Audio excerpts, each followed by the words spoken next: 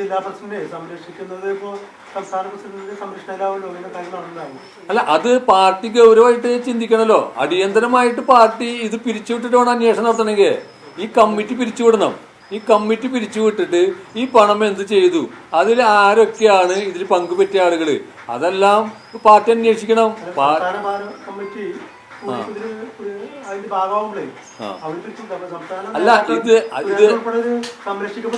അല്ല അതായത് ആരൊക്കെ ഇവരെ സംരക്ഷിക്കുന്നു, എന്തൊക്കെ ചെയ്തു എന്നുള്ളത് ഇവര് ഈ വന്ന പണം ആർക്കെല്ലാം വിതരണം ചെയ്തു എന്ന് ഇവര് പറയണ്ടേ. അപ്പോഴല്ലേ ആരുടെയൊക്കെ സംരക്ഷണമാണ് ഇവർക്കുള്ളതെന്ന് അറിയാം. ഈ പണം കൊണ്ടുവന്നത്, ഇത്രയും പണം ഇവരെന്തായാലും ഒറ്റയ്ക്കല്ലല്ലോ കൈകാര്യം ചെയ്തിട്ടുണ്ടാവുക.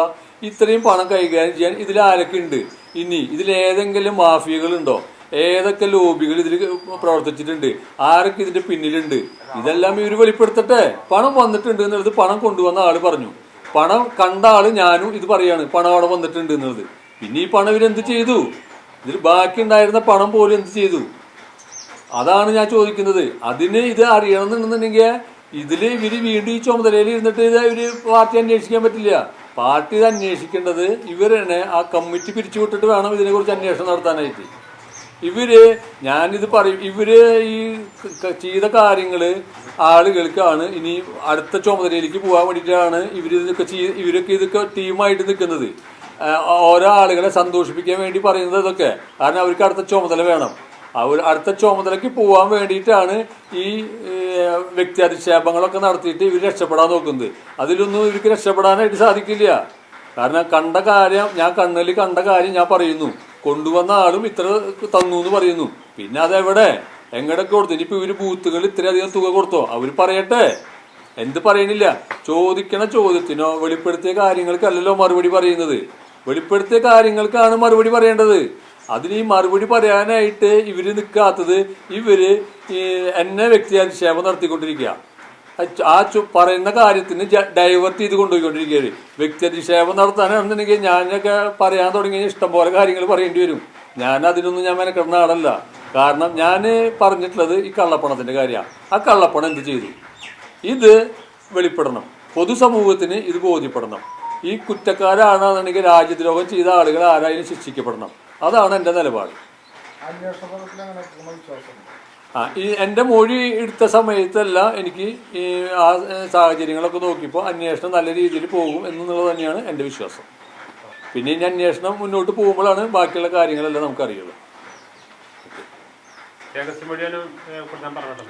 അല്ല, ഇനി എന്തെങ്കിലും കാര്യങ്ങൾ അറിയണമെന്നുണ്ടെങ്കിൽ പോലീസ് എന്നെ വീണ്ടും വിളിക്കും എന്ന് പറഞ്ഞിട്ടുള്ളത്. ആ സമയത്താണ് പോലീസിന് ഇനി എന്താണ് കൂടുതൽ എന്നോട് ചോദിക്കാതെ വെച്ച് കഴിഞ്ഞാൽ ആ കാര്യങ്ങൾ ഞാൻ പോലീസിനോട് പറയേണ്ടത്. ഇല്ല, ഇനി ഇപ്പൊ കള്ളപ്പണം വന്നതിനെ സംബന്ധിച്ചുള്ള കാര്യങ്ങളെല്ലാം ഞാൻ കൊടുത്തിട്ടുണ്ട്. ഇനി അത് പോലീസ് ഏത് രീതിയിലാണ് ഈ പണം ഉപയോഗിച്ചത് പോലീസ് അന്വേഷണത്തിൽ ബോധ്യപ്പെടുമ്പോഴാണ് ഇനി അടുത്ത എനിക്ക് കിട്ടുന്ന തെളിവുകൾ എനിക്ക് കൊടുക്കേണ്ട കാര്യമുള്ളൂ. അല്ലാതെ ഒരു അന്വേഷണം നടക്കുന്ന സമയത്ത് അതിനെ നമ്മൾ വഴി തിരിച്ചു വിടുന്ന പോലെ മറ്റുള്ള കാര്യങ്ങൾ നമുക്ക് കടക്കാനായിട്ട് നമുക്ക് സാധിക്കില്ല. BJPക്ക് അകത്തുള്ള ഓഡിറ്റിങ്, അതായത് ഇത് ചെയ്യേണ്ടത് ശരിക്കും ജില്ലാ പ്രസിഡന്റും ട്രഷററും കൂടിയിട്ടാ. അതുപോലെ അവർക്ക് ചെയ്യാനായിട്ട് അറിയില്ല അവിടെ.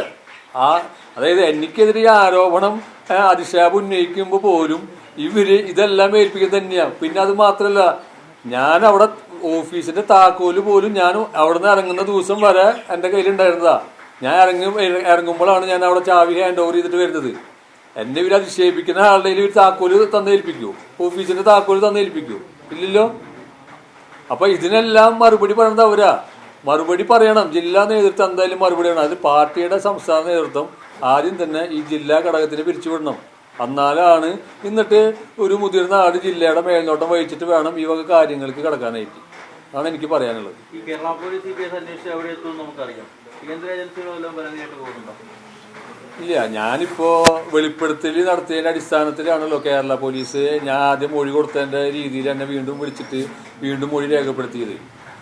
അന്വേഷിക്കേണ്ട ഞാൻ ഈ കാര്യങ്ങൾ പറയുമ്പോൾ ഇത് ഏതെല്ലാം ഡിപ്പാർട്ട്മെന്റുകളാണ് അന്വേഷിക്കേണ്ടത് എന്നുള്ളതെല്ലാം അന്വേഷണ സംഘങ്ങളാണ് തീരുമാനിക്കേണ്ടത്. എനിക്ക് പറയാനുള്ള കാര്യങ്ങൾ പറയുമ്പോൾ അതെല്ലാം അന്വേഷണ സംഘം ഏത് രീതിയിലൊക്കെയാണ് അന്വേഷിക്കേണ്ടതെന്ന് അവരാണ് തീരുമാനിക്കേണ്ടത്. കള്ളപ്പണം അന്വേഷിക്കേണ്ട വകുപ്പ് ഏതാണെന്ന് നിങ്ങൾക്ക് അറിയാലോ. അപ്പൊ അവരന്വേഷിക്കട്ടെ. അതായത് കേരള പോലീസ് ആദ്യം തന്നെ മൊഴിയെടുത്തിട്ട് ഇഡിക്ക് റിപ്പോർട്ട് കൊടുത്തിട്ടുണ്ടല്ലോ, ഇത് കള്ളപ്പണമാണ് അന്വേഷിക്കണമെന്ന് പറഞ്ഞിട്ടുണ്ടല്ലോ, ഇല്ലേ?